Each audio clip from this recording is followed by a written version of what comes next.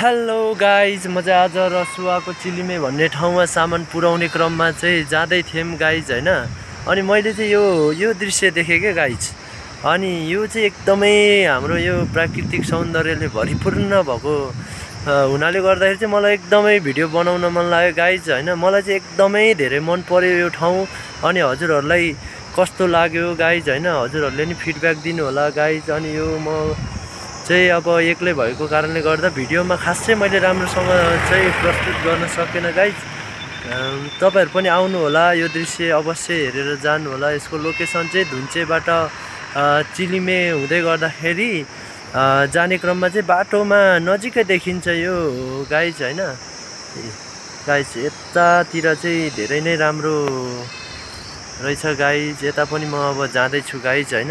अब अर्को भिडियोमा चाहिँ तपाईहरुलाई म यो लोकेसन सहितको भिडियो बनाएर टक्क हाल्छु नि गाइज।